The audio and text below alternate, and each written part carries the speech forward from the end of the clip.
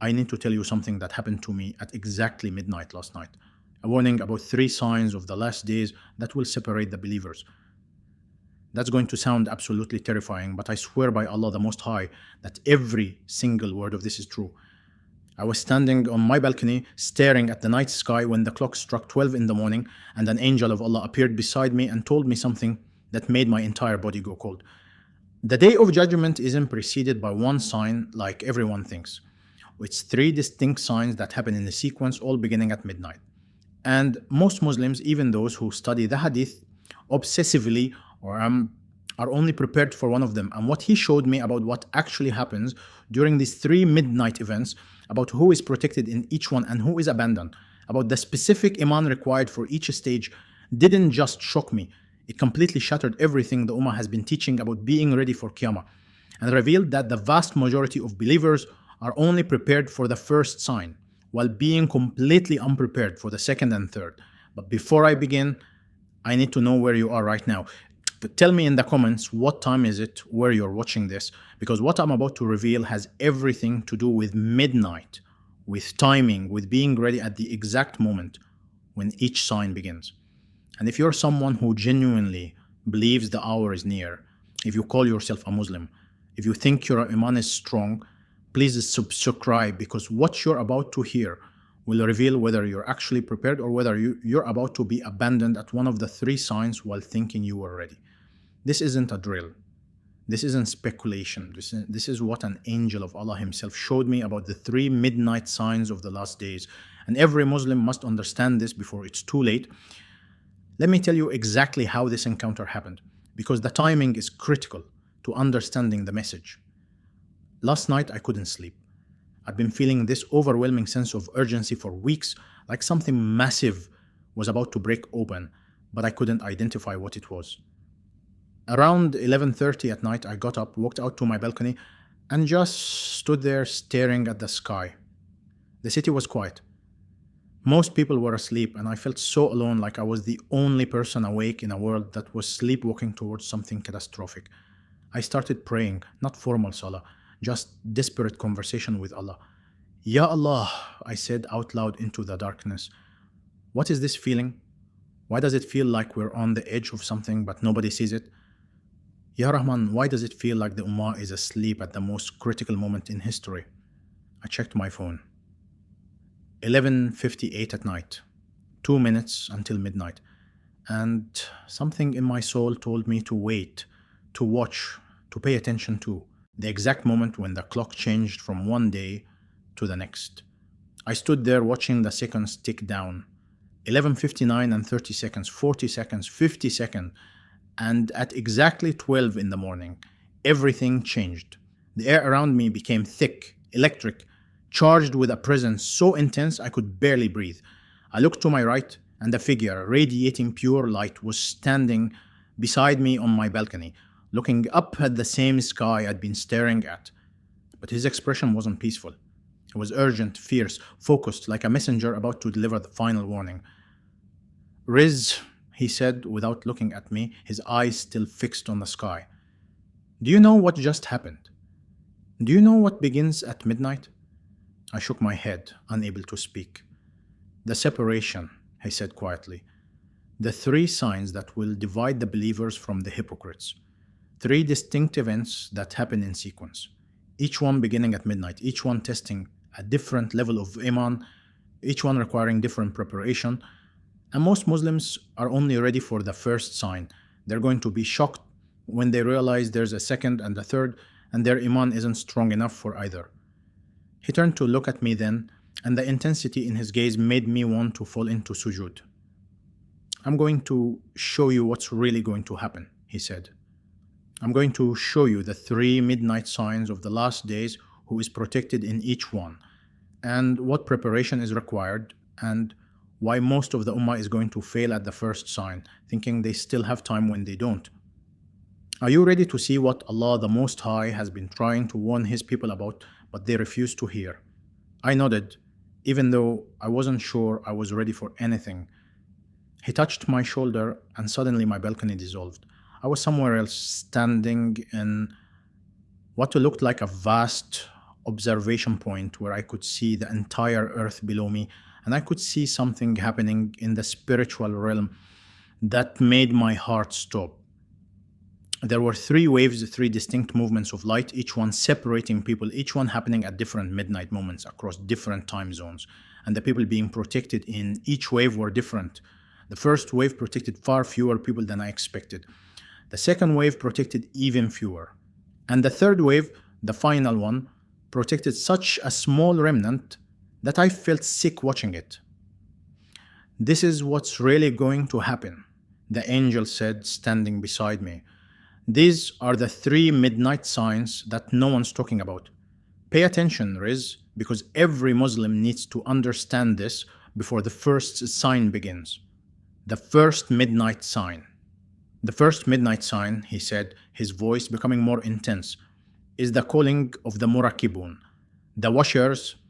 This sign begins at midnight in different time zones around the world, and it protects only those who are spiritually awake, actively watching, genuinely ready. Not people who believe in Qiyamah intellectually, not people who've memorized the hadith about the last days, but people who are actually watching, actually awake, actually living in constant awareness of Allah's presence. He showed me who was protected in the first sign, and it shocked me because it wasn't who I expected. A single mother working a night shift, making dhikr throughout her work, constantly aware of Allah's presence, living in a state of taqwa, even while doing ordinary tasks, protected in the first sign. A homeless man sleeping under a bridge, but his heart was awake, his tongue wet with remembrance of Allah, communing with the most merciful even in his poverty, protected in the first sign. An elderly woman in a care home, body failing but her soul blazing with love for Allah, her lips constantly moving with Subhanallah, Alhamdulillah, Allahu Akbar.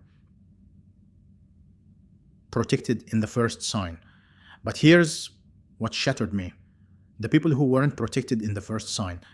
A famous sheikh who gave lectures about the signs of Qiyamah every week, but he was spiritually dead inside, going through motions, not actually connected to Allah, abandoned at the first sign.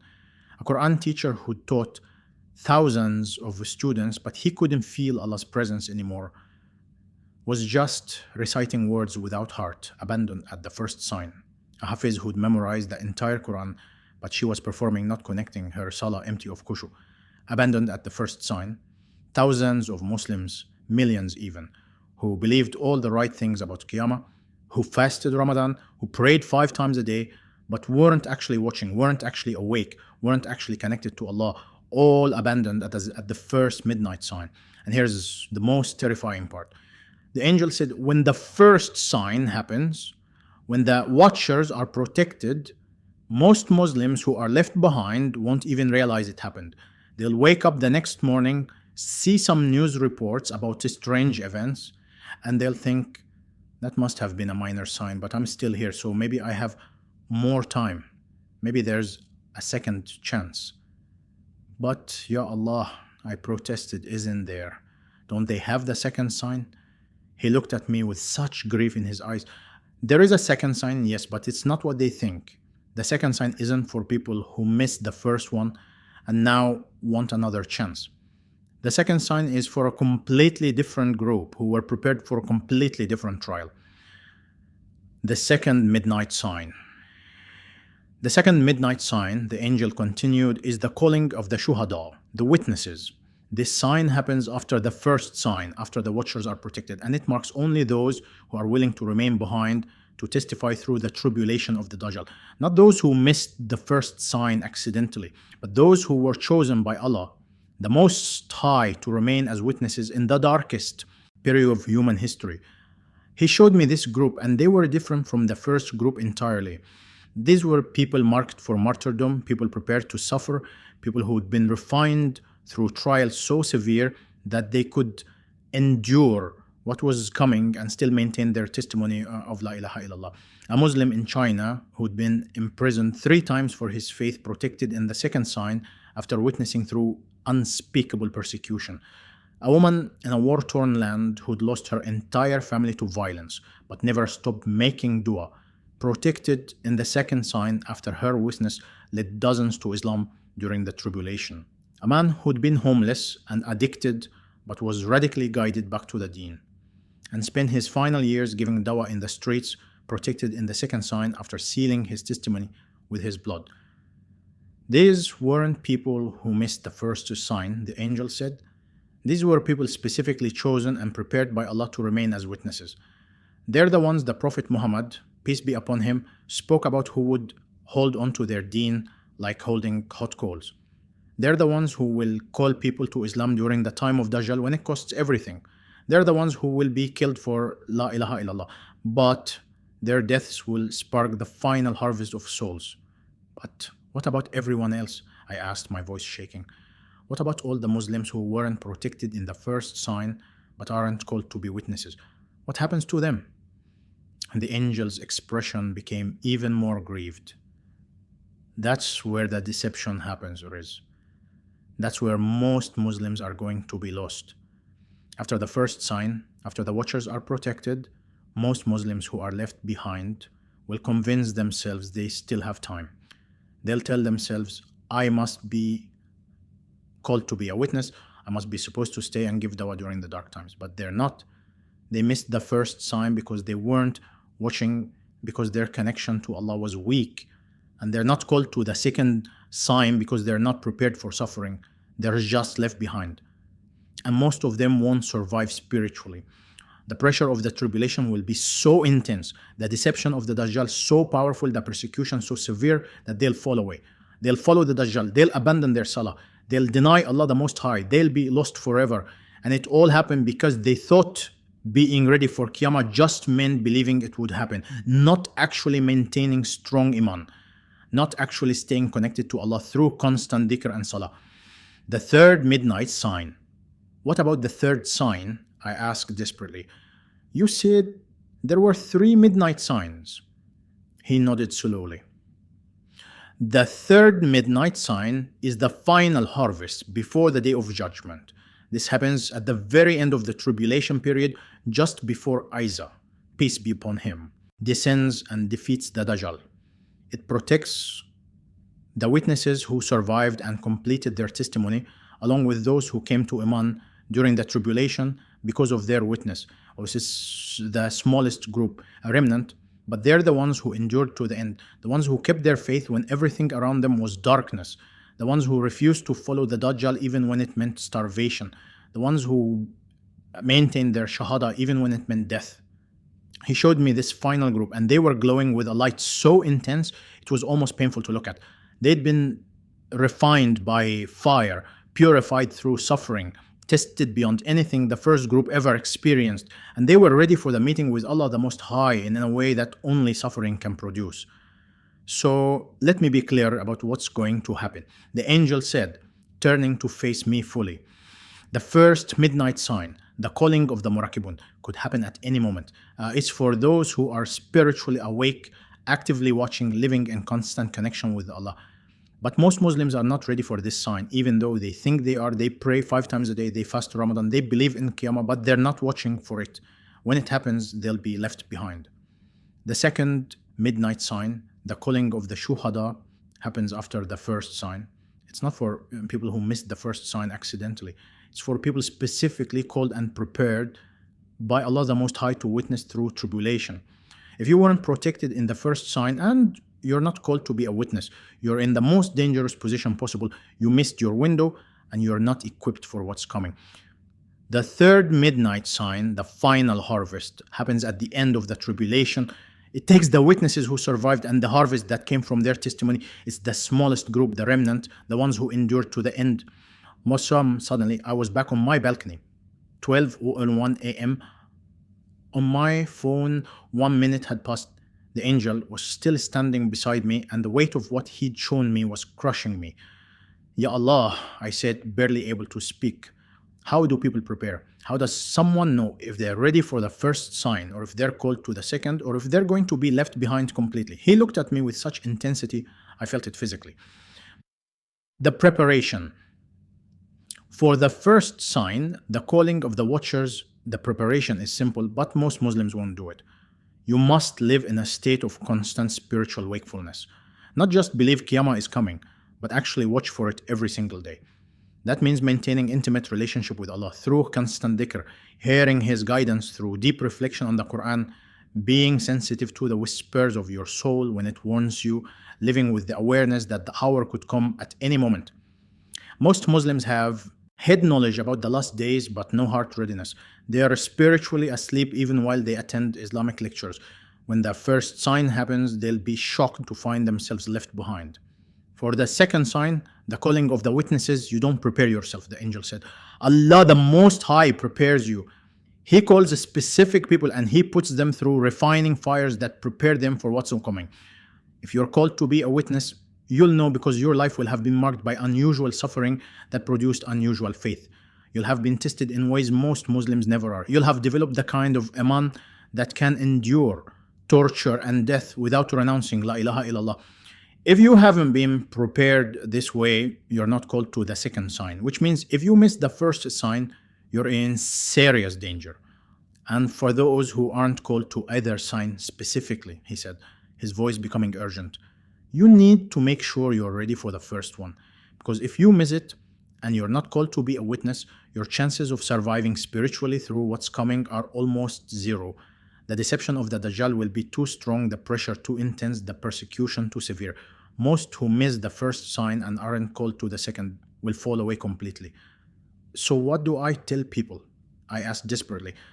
What do I tell Muslims who think they're ready, but they're not watching? Tell them to examine themselves ruthlessly, the angel said. Tell them to ask themselves honest questions. When was the last time you felt Allah's presence outside of Ramadan? When was the last time you cried in Salah? When was the last time you did something purely for Allah's sake, even when nobody was watching? Are you living in constant awareness of His presence, or do you just go through the motions of prayer? Do you make dhikr throughout your day, or do you only remember Allah when you need something? The first midnight sign is for those who are actually watching, not those who just believe in watching. Tell them that if they can't feel Allah's presence in their salah, if they're not maintaining constant connection through dhikr, if they're just going through religious rituals without heart, they're not ready. They'll be left behind at the first sign. And if they're not called to be witnesses, being left behind is the most dangerous thing that could happen to them. Tell them to wake up, he said, his voice becoming almost desperate. Tell them to stop obsessing over hadith timelines and start examining whether they can actually feel Allah in their hearts. Tell them to stop arguing about the minor signs and start asking themselves if they're actually connected to the most merciful or just performing Islam without soul. Tell them that 3 midnight signs are coming, and most Muslims are only ready for none of them. They just think they are. The return. The encounter ended as suddenly as it began. One moment the angel was there, the next I was alone on my balcony, the night air cold against my skin. But I was different. Everything was different, because now I understood what most Muslims don't. The signs of the last days aren't just events to know about. They're tests that require 3 different levels of Iman. And being ready requires more than just believing they're going to happen. It requires actually watching, actually being awake, actually maintaining the kind of intimate relationship with Allah the Most High that allows you to hear His guidance and respond when the signs appear. And now I'm telling you what He told me, because I believe you're not watching this by accident. Every Muslim needs to understand the 3 midnight signs of the last days, the calling of the Murakibun, the watchers, which could happen at any moment and requires constant spiritual wakefulness, deep khushu in salah, and unbroken connection to Allah through dhikr. The calling of the shuhada, the witnesses, which happens after the first sign and is only for those specifically prepared by Allah for tribulation and martyrdom. The final harvest, which happens at the very end and protects the remnant who endured through the darkest period of human history. Which sign are you ready for? Be honest with yourself. Can you feel Allah's presence in your salah right now? Are you living in constant readiness, or are you just going through the motions of Islam without actually watching for the hour? The final dua. Ya Allah, Ya Rahman, Ya Rahim, I make dua for every person watching this message. Wake them up before it's too late. Don't let them be lulled into false security just because they pray 5 times a day or fast Ramadan. Show them the difference between practicing Islam outwardly and actually being connected to you inwardly. For those who are watching, who are maintaining intimate relationship with you through constant dhikr, who are living in taqwa and awareness of your presence, strengthen them. Let them know they're prepared for the first sign. For those who are spiritually asleep, whose salah is empty of khushu, who can't feel your presence anymore, who are just going through Islamic rituals without heart, sound the alarm. Wake them up before the first midnight sign happens and they're left behind. And for those called to be witnesses, Ya Allah, strengthen them for what's coming. Prepare them for the suffering that will refine them and the testimony that will cost them everything but spark the final harvest of souls before the day of judgment. We're running out of time. The 3 midnight signs are coming. Help your servants be ready. Amin. Type in the comments right now. Which sign do you think you are ready for? First, second, or third? And be honest about whether you're actually watching or just believing in watching. Your answer will reveal whether you're ready for what's coming or whether you're about to be left behind while thinking you are prepared. 3 midnight signs of the last days. Every Muslim must be ready. Are you?